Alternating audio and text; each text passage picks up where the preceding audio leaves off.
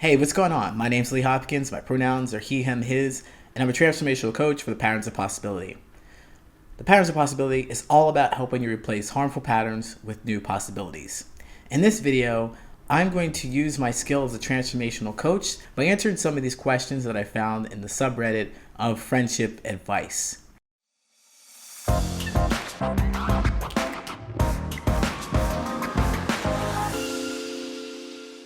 Ready to jump in? All right, here's the first question.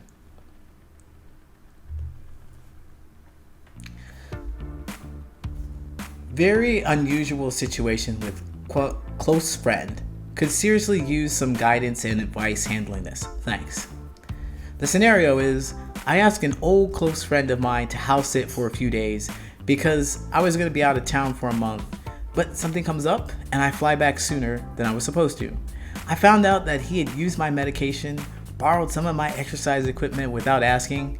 Now, we communicated briefly. He is apologetic and genuinely remorseful, but also says he feels that it wouldn't have been a big deal because he would have returned the equipment and replaced the meds before my return. Should I be as angry as I am feeling right now? Or is it not quite as bad and I'll see things that way when it isn't so fresh and raw? Wow, that is a question. That's a question. Of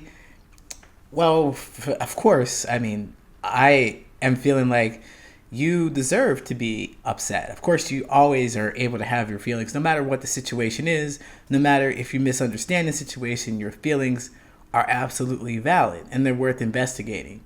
So when I sit back, I'm just an outsider looking in. I sit back and I see that your friend has been unreasonable by taking some things that weren't yours, weren't theirs. And the issue is not that they would just replace them, but it's something that was done covertly, like secretly, underground. Like they knew that something was up. They knew that they should not share this with you. They should just do it and ask for forgiveness later at the end of the day. Because if I'm comfortable enough with you, I'm in your house, I'm in your space, I feel like I would tell you if I was going to do something or change something. That's what you expect from me as a person coming to visit your place and taking care of it while you're gone. If anything happens, you want them to check in with you. If anything's missing or moving, you want them to check in with you. That's the whole point of them coming over, not for them to do whatever they wanted while you weren't there, while your back was turned essentially, and then say, whoa, you caught me. But if you hadn't turned around so quickly, you would have never noticed. That doesn't feel right. And that is a huge violation of trust. That's probably why you're having your feelings that you're having now. It's raw, yes it is, but still it is something that is not going to be easily getting over with. Because you could also, I don't know what is in your mind, but my mind would be like, well, what else has this person done and not told me about? What else are they capable of doing? Do I really know this person? Can I really trust this person? If he's taking your medication, that's so weird. I don't know the circumstances around it, but I feel that is personal. It's personal, and it's something that is for you and your use only, and they're taking it from you. That doesn't sit right with me, and I'm guessing doesn't sit right with you as well.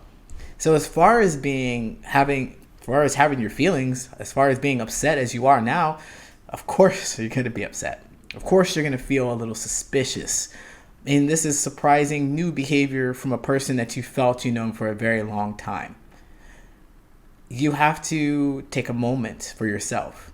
Now, what I recommend is to make sure to push them back out of your circle just for a bit. Push them out and observe what they do. Just kind of see how they're handling the situation, because I feel like I think that you don't really know this person as well. Well, you're coming to that realization rather. This is a surprising new behavior for you, and you have to kind of second guess and look take a look, step back away from the situation, because you say it's raw right now. So I would slowly push them back and work on building some trust again and talking about the kind of boundaries that you want to have. Now, I think that it is worth saying to him or to them, whoever they are, that you have misgivings about what happened. Regardless if they were going to put it back or not, this is how you felt. Pretty much felt violated by that, and you feel like you can't trust them as much anymore. I think that it's worth telling them that and seeing what they can do to help restore the friendship. On your part, is there anything that they can do to help restore the friendship? Will you get over it? And I don't think that it's something you could answer in a day or two. I think it's going to take some weeks and some time to kind of ruminate and stew and just kind of sit with this, think about this. And if you can get over it, then will you really be able to leave it in the past once they apologize? Or will it linger in the back of your head and you think, well, I can't trust you with some things. I can't trust you with some things. If you cannot trust them with some things, then make sure you set that boundary up and make sure you don't allow them to cross the boundary. So maybe they never babysit for you, or maybe they never watch your place for you ever again, and that's the only thing that changes in your relationship. But at the very least, know how you feel about it and know what you're going to do about it. So I hope that that helps you. Thanks for writing your question. Take care. All right, now let's move on to the next question. This one's titled, No Friends of My Own. I'm a 24-year-old female realizing that I don't have friends of my own, and I'm concerned because the few people I interact with outside my family members are my older brother's friends. What I really want is a friend that sees me as an equal and that I can talk freely with, even if it's just frivolous gossip, which I feel judged for doing with my brother's friends. Or a long heart-to-heart conversation. I want to have someone that has a long heart-to-heart conversation with. How can I make my own friends or become closer with my older brother's friends? As a side note, when I went to college in 2014 to 2018, I always prioritized studying rather than meeting new people, and I feel I've missed out. I'm going back to school for my master's. Maybe I can try becoming friends with classmates there? Question mark.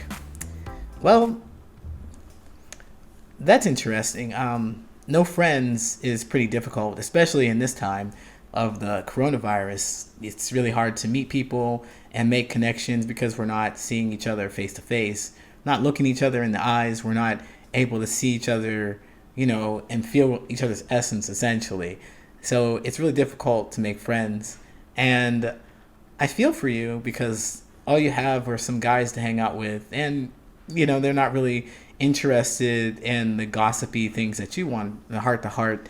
I'm not really interested in that, and you don't feel like you could be yourself with them. And that's a big problem if you want to feel accepted or feel loved or feel just feel like you're a part of something. You definitely have to be yourself and be able to be accepted in that capacity.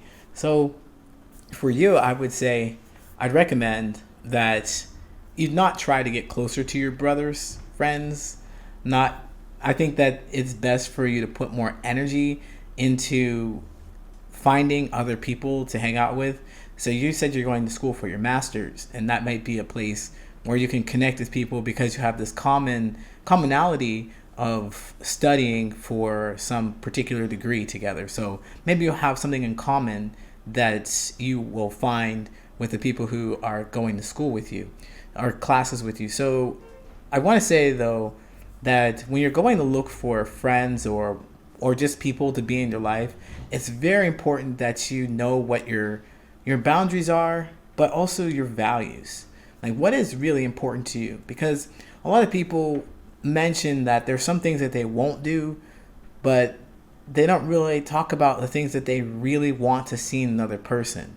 A lot of people tend to put the maybes, everything in a maybe pile. They'll meet someone and they'll see that they have a quality that they can't quite get behind. They don't like it that much, and they might really hate it. And they think, well, that's okay, that's fine. The rest of them is good, but then that one thing keeps popping up, and it really irks the heck out of them. And then your friendship falls apart because there's one thing that you really don't like in your friend that shows up over and over and over again, and you cannot ignore it. So instead of having that whole situation play out, it's important to understand what it is that you want to see in your friend. Like, do you want them to be frugal with money? I mean, money's a giant conflict in any kind of relationship. If one wants to spend more than the other, or if one wants to spend like in a different way than the other person, like lavish dinners when someone else would rather spend money on vacations, things like that. So that really gets into the nitty gritty of the things, but I'm saying that there are some things that are very important to you that you may not know just yet, but it's worth discovering to find out what's important to you. Integrity, you want honesty. Of course, those are things that you want, but how do they show up? What can a person do to show that they're an honest person, or that they have met one of your criteria, one of the things that you really want to see in another person? So it's important to figure out exactly what it is that you like to do and what you want to talk about. Like those heart-to-heart conversations that you want to have with them. Well, the heart-to-heart conversation, what is it about?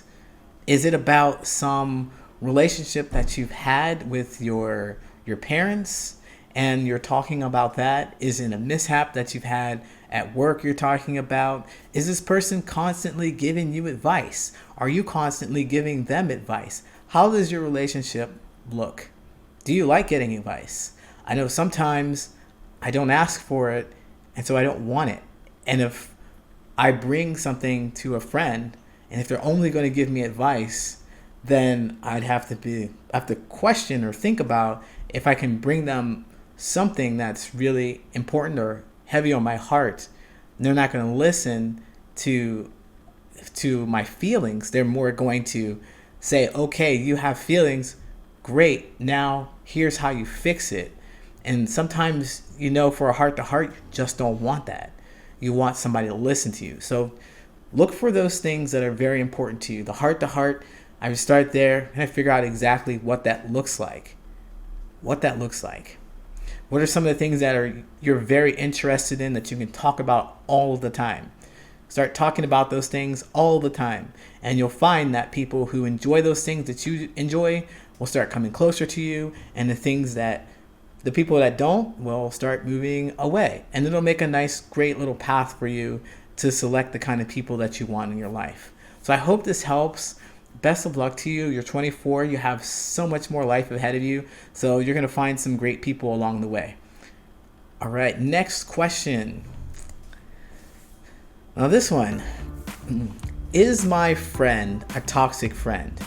If so, are they manipulating me or guilt tripping me? What do? I feel really guilty, ashamed, as if I'd done something terribly, capital B-A-D, bad. I haven't seen my friend for a couple of months because I've noticed every time I spend time with her and her children, I end up being drained and exhausted. She hasn't been kind to me, and once she made me feel self-conscious over the shoes I was wearing because I didn't cut off the plastic tags. She's also tried to make me feel bad when visiting her place at the hospital when she had her children, because they said they are actually cute comment implied that her children were ugly. So you said, oh, they're cute, and they took it a different way. I see. When I recently saw her to drop off her birthday present, she told me it was the wrong time to come in, said thanks, and sent me out because the children kept climbing out of the cot. So her children were busy. So after putting up with 2 years of this, I messaged her to let them know how I felt. I was bothered about her response, and I felt accused for not being honest.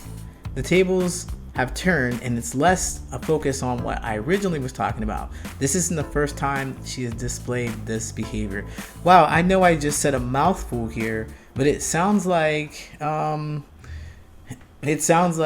you have had this kind of relationship with a friend where you keep trying to do something to show that you are a good-natured and friendly friend, whereas you feel like she's keep rejecting that and putting you down and misinterpreting your good intentions or your good deeds as something that is harmful to her. Like you're always doing something to harm her in some way, or she's just not accepting you. That's the overall gist of the whole situation. So you're asking if you're being a bad friend, or if your friend's being a bad friend.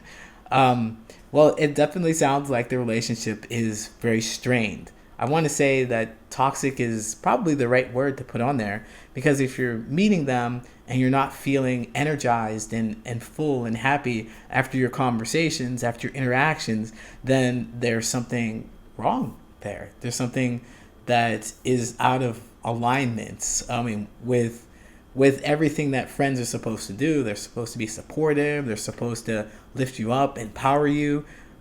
All your connections should be able to do something like that for you. But this one here, it looks like you're in a situation in which you can't do anything right.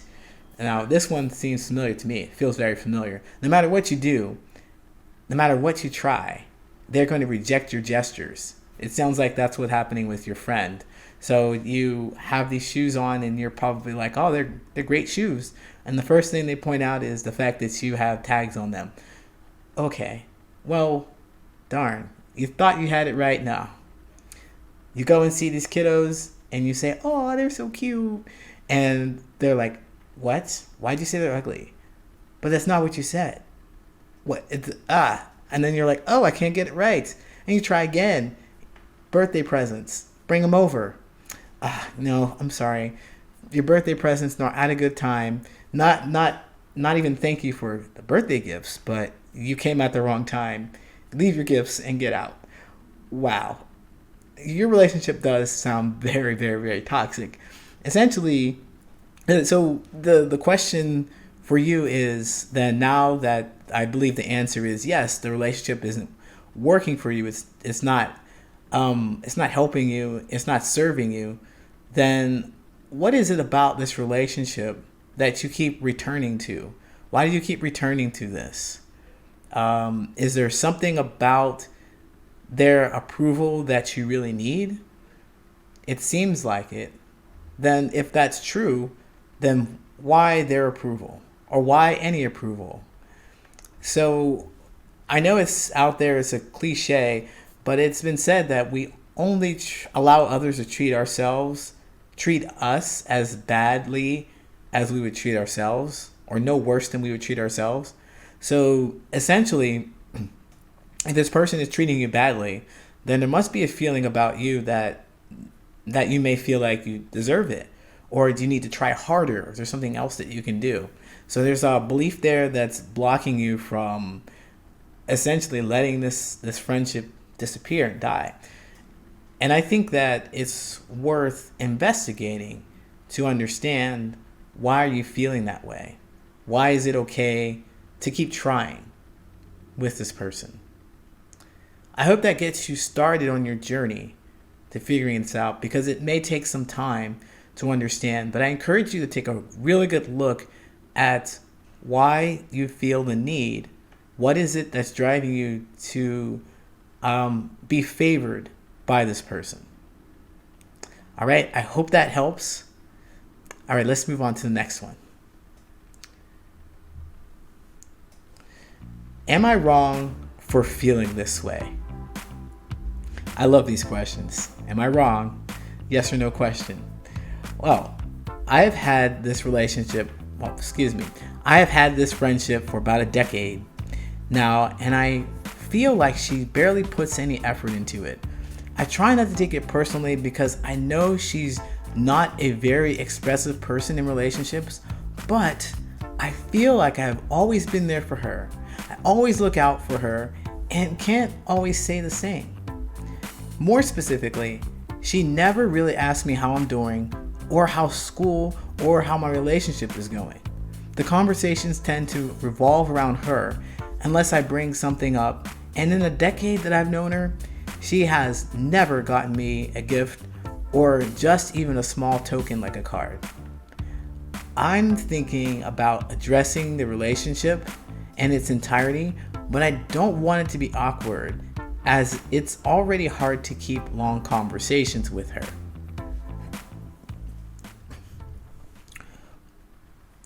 This question sounds a lot like the previous question that I had, because there's some kind of a desire to be favored in this conversation or in this relationship. So no, your feelings are always valid no matter what they are. So are you wrong? Are you wrong for what? Just addressing your feelings about the situation? No, not at all. Not at all. And I hope that you actually take action and do something about it, because it's been a decade and it seems like nothing's going to change because there are no consequences for it to change. It's really terrible and unfair to you that you try so hard and are just completely rejected, essentially being told to try harder because you're not doing whatever you're going to do is not good enough. It's not good enough. So she's not able to pay attention to you because she's not interested in you. I feel like it's one of those things where the one who cares the most loses the most, something along those lines, or has the least amount of power, because you care an awful lot about what she has, what she's doing, how she feels, what she's thinking, because you address all of those in the letter that you wrote. You don't talk about, and then she says basically, hey, I'm not interested in what you think or feel or anything about you. I need you here to support me always. And I'll bet some way she manipulates the conversation. And anytime you try to bring up something, she may say something like, it's not about you. What about me? You're so selfish. I can just imagine something like that playing out. But she doesn't really seem to pay attention to you. She looks at you as a thing rather than a person. So you're there to serve her needs, but you can't get any of your needs met. And I would ask you the same question as I asked the other person. What is it about this person that you need to have a validation from? What is it about them what is it about you that wants that need to be met from them? What is it about them? What is it about you? That needs that person to show you that they're important? Is it because you've been together around each other for 10 years? Well, you could be around for another 10, 20 years, and they still may never give you that validation that you want. Actually, it doesn't look like they're interested in doing that at all. You're just there for them and to support their needs. So knowing that it's been 10 years and you're getting to a point where you want to share how you feel, what stops you? Is it their reaction to it? Is something in your relationship going to get worse? Like, is something going to change for the worse? Right now, it seems to me, as a guy looking outside, looking in, it seems like you're already in a bad spot. You're not getting anything that you want out of this relationship. And if you're afraid of how they're going to react and say, I never want to talk to you again, then, well, is that so bad? What can you see about that situation that's going to be terrible, that's going to be unbearable for you? If something's going to be unbearable about that situation, honestly, I don't think you're going to find anything, because if you don't do anything differently, your relationship will continue as it is, and they'll keep rejecting, ignoring you, where you'll keep trying and you'll keep being disappointed. So recognize that there's something there that's worth discussing. There's something there that's worth talking about. And if she's unwilling to hear what you have to say, then you pretty much know that she's never going to, and you'll not get what you want. So just pay attention to that. I would recommend that you go and you ask her, go talk to her. Don't ask her any questions about why she does what, but go ahead and tell her how you feel about this thing. Maybe even that paragraph or two, just read them directly to her. Like, I've never been given a gift by you, although I have tried many times to get you something perfect. I spent a lot of hours and energy on thinking about you and what you want, and yet I don't feel like you care about me. And just see where that goes. See where that goes. If she says you're being selfish, then you know she's not interested in what you think and you feel. It's up to you to decide whether you want to stay around that or not. All right, I hope that this helps. Good luck in the conversation. All right, now, final question. My close friend isn't talking to me. What should I do? We've been friends for 3 or so years and basically talk every day. Occasionally, she'll not talk to people, and every time she feels like that, I feel very sad and down given that I'm an optimistic person. I'm currently talking to her every day, but she replies after 3 to 4 hours and even once 10 hours. Should I give her space or continue talking to her every day? Wow. You want to talk to your friend more often than they want to talk to you. It sounds like a very codependent relationship. Now I hear that you seem to be an optimistic person, as you said.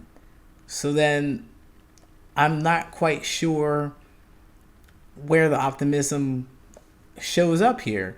I mean, is the optimism only available when she's available? Because when she messages you, you feel like kind of upbeat. You're kind of waiting for her to respond to you. And I think that that's not a very healthy place to be. Again, I'm not a psychologist, but I do know that we are all our own individual people, and we need to know more about ourselves before we can make connections with other people. We also aren't, it's not very healthy to allow others to influence our feelings. We have our own feelings and we're responsible for our own feelings. And you feel joy when someone messages you? Of course, great, fantastic. You would. But the only joy you feel is when they message you. That's not good. That's not helpful. It doesn't serve you because you don't have the autonomy over yourself. You don't have the ability to make your own emotional decisions because they're resting on someone else. And so that makes you emotionally reactive and very dependent on other people. So that's what it seems like what's happening here. And, in these times where the pandemic is raging and loneliness is everywhere, it's very pervasive. And sometimes we want to cling on to the things that are just closest to us for dear life. And that's what we're looking for. That's what we're reaching for. And if that's what's happening here, that's understandable. That it's understandable. But it's not going to help you in the long run. It's not something that's sustainable because they are another person, a whole other person who has a whole nother life. And they may decide that they never want to talk to you again. Then what you going to do? What are you going to do? They also need to have their own emotional wellness taken care of. They cannot spend the energy and time maintaining you because you're waiting 3 to 4 hours for a text message back.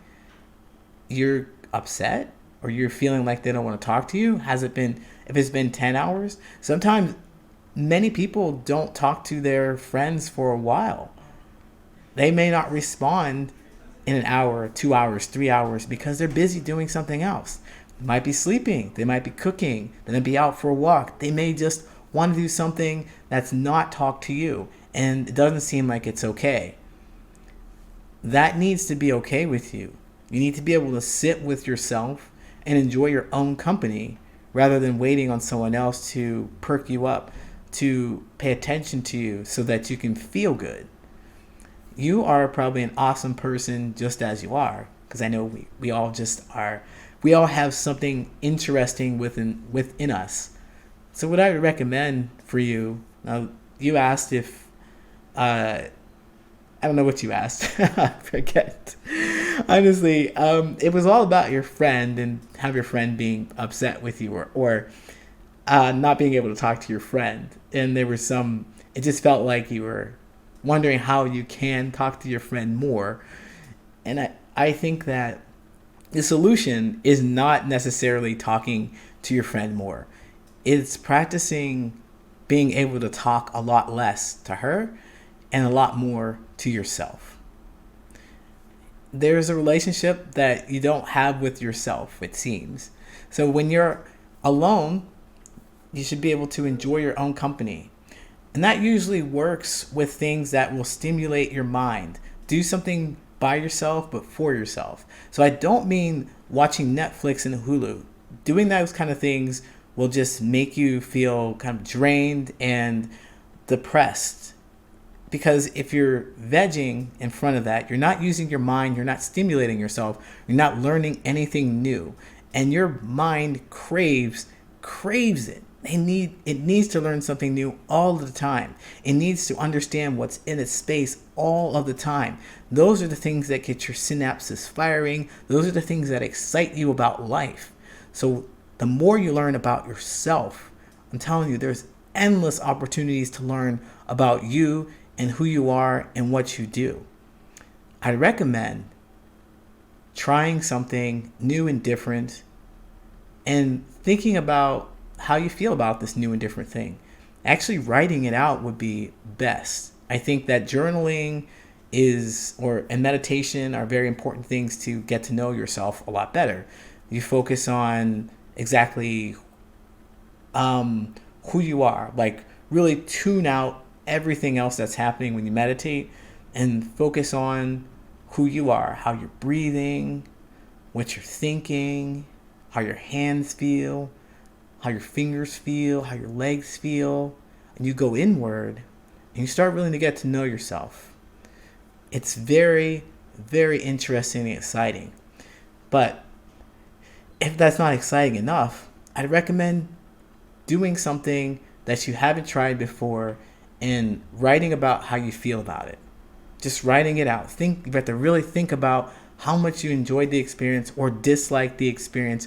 Whatever it is something that you have learned, and your brain will thank you. You will be excited, you'll be stimulated by the fact that you've learned something new. Whatever it is, even if you don't like it. All right, I hope that helps you. Best of luck. So, like I said, that was the very last question. I want to thank you all again for writing, all you Redditors. I really appreciate it. So if you're on Reddit and you're writing questions and the friendship advice, I may grab some of them and I'll post a video. I really appreciate your time that you put into it. And although you didn't ask me to answer your questions per se, I did. And I have to tell you, you're not alone. These things that you've talked about, they all seem very familiar to me.